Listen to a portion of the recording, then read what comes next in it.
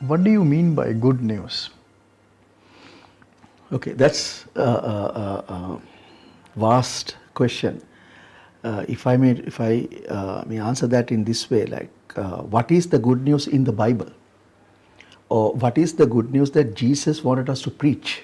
Because he said, "Go and preach the good news." So, what is the good news? And there may be good news to a poor. If you say that you have won a lottery, it may be a good news to that person. And if someone is sick, if you go and tell that person that you're healed, it will be a good news. It may be good news to that person. But what is the good news that Jesus asked us to preach? That is the question. We have to find that in the Bible, in the Word of God.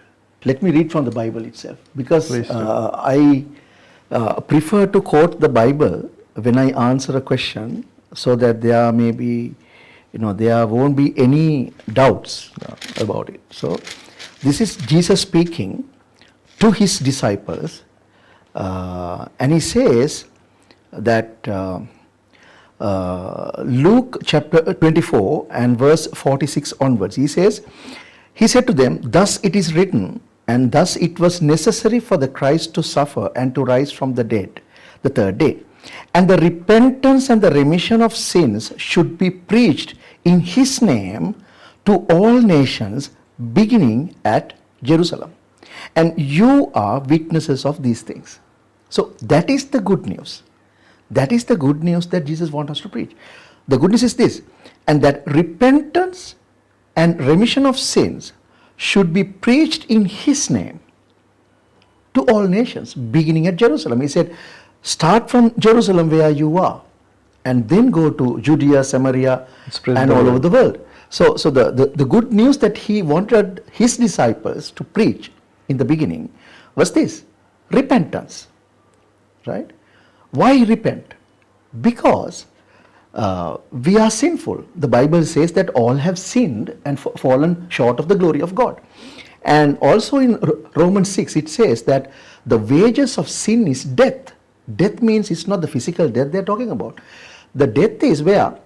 The eternal death, the second death, that's eternal fire. So, the mankind was destined to an eternal fire. And Jesus came to redeem us from that eternal fire, to save us from that eternal fire, and take us for himself and give us that eternal life with him. And the way that he chose to do was that he came and paid for our sins on the cross. So the good news is this, that when we go and tell a sinner who is destined to eternal lake of fire that you won't be going to eternal hell, but there's a way that you can save from the eternal fire and go to eternal life with Jesus. And if you accept Jesus into your life, and if you ask for forgiveness from him, and if you believe that Jesus died on the cross and rose again, that you will be saved from eternal fire, and that you will be inheriting the eternal life with Jesus. That is the good news. And how do you do that? Through repentance. That's the good news that Jesus wants us to preach. So basically, you're saying you need to repent and accept God. Exactly. So the repentance is the key. Because if you don't repent of your sins, there won't be forgiveness. Right? For someone to forgive you, you must go and ask that person forgiveness. Repentance is that. Repentance is much more than asking forgiveness. Repentance is being sorry for your sins. First of all, accepting that you are a sinner. You need to start from there. Yeah, right? You need to be able to humble. Exactly. You need to humble yourselves to understand that you are a sinner. Yeah. Right? You have sinned. Right. And then you are sorry for your sins. Right? And then you believe that Jesus died for you, and you accept that sacrifice and say, Lord, forgive me. And at that point, when you ask forgiveness, in your heart, you are disgusted about your past sins, and that you make a commitment not to sin again. Right? Repentance is that. Repentance does not mean that, you just go and say sorry and do that again.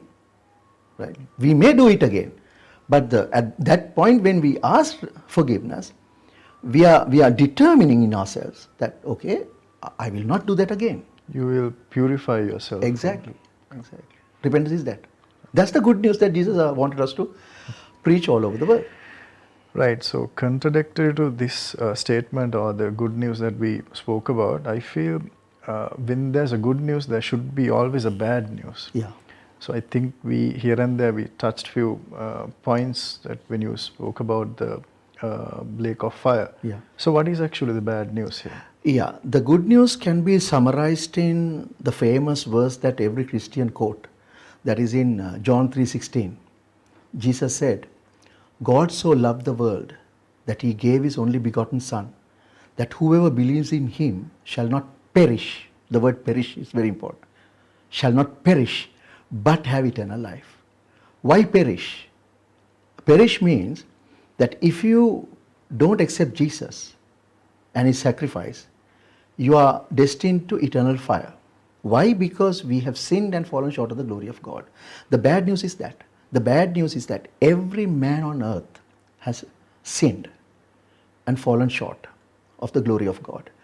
And because of the sin that we have committed and we have inherited and we have committed, that our destiny is eternal fire.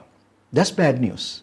The good news is Jesus came, paid for your sins, and if you accept that sacrifice, and if you give your life to him, if you make him your master of your life, then you are saved from that eternal fire and given the eternal life with Jesus. Yes.